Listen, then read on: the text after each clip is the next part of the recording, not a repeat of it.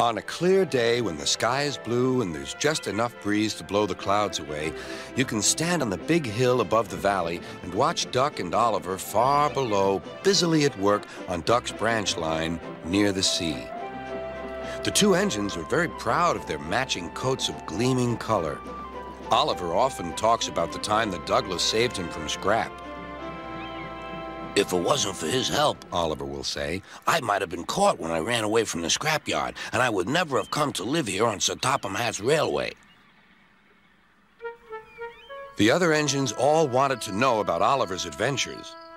Amazing, remarked Henry. Oliver, said James, has resource. And sagacity, put in Gordon. What does that mean, whispered Percy. I think, replied Thomas, it's about being clever and wise. He is, finished Gordon, an example to us all. I'm sorry to say that Oliver became very puffed up in the smoke box. Henry says I'm amazing. He's right. He whistled as he swooshed along the line. One day, Sir Topham Hatt came to see him. You are doing well. Now you must learn how to look after freight cars.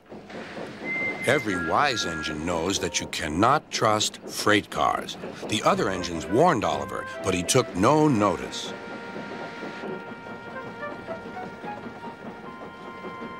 You think I can't manage, he said huffily.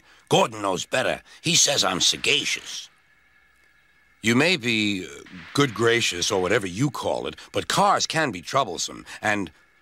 Say no more, Duck, interrupted Donald. It's a pity, but the wee engine'll just have to learn for himself. Oliver pulled some loaded cars to a siding and pushed the empties to the chute.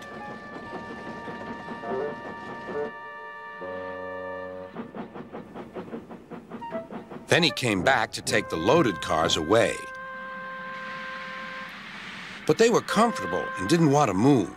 What right is he to poke his funnel in here? We want Duck. Or Donald. Or Douglas. Look sharp, puffed Oliver. That's not the way to speak, hissed the cars. We'll get even. Oliver heard nothing. The cars moved smoothly at first, then suddenly Oliver felt them push forward. His driver applied the brakes, but they were useless against the surging cars. On, yelled the cars. Oliver fought hard, but still they forced him on and on.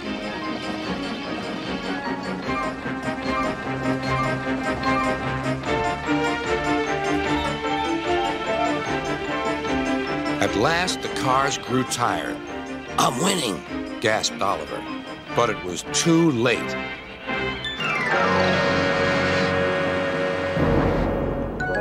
Oliver lay bruised and bemused, bunker down in the turntable well. Duck surveyed the damage.